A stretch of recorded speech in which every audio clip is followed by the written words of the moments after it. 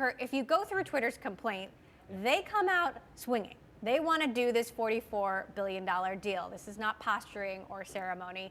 They want their $44 billion. Can a court really force Elon Musk to pay up?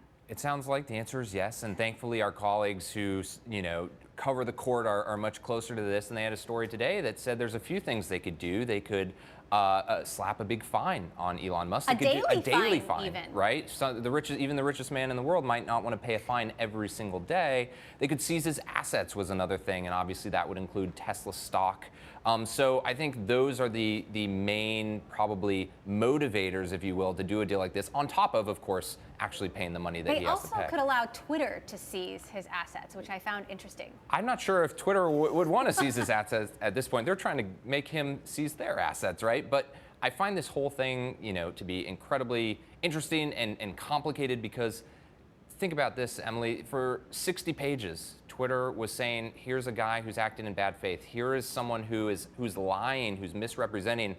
And now we want him to own the company and be everybody's boss, right? It's a very complicated issue. We pulled some quotes from those 60 pages, and it's actually kind of a riveting read, written in a more conversational style than you would expect a complaint to be.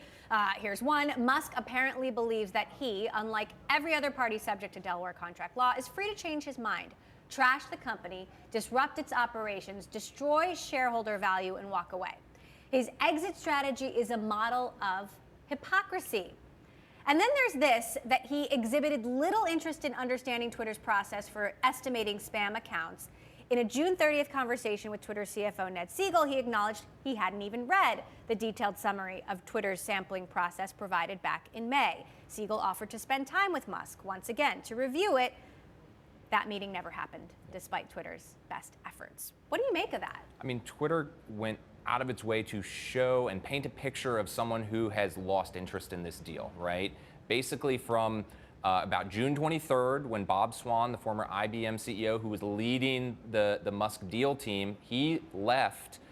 From then on through the 4th of July, the company basically said, we had trouble getting in touch with him. We tried to have meetings. He wouldn't show up. When he did show up, he wasn't prepared. They're really trying to convey that Elon really stepped back from this deal, and that's why it's falling apart, not because of anything that Twitter did. So here's the thing. Elon Musk doesn't shy away from a fight, and even with major regulators. That's right. So we're not expecting him to just back down. No, and I've seen some people speculate, well, why don't they come to a settlement? Why doesn't Elon pay half the price and everyone walks away? It's like, can you imagine Elon Musk voluntarily saying, here's $20 billion, sure, I'll be the loser in this situation? I just have a tough time imagining that. So it does really feel like it's either going to be $44 billion or nothing. I know that sounds extreme, but it's just hard to imagine a middle ground right now.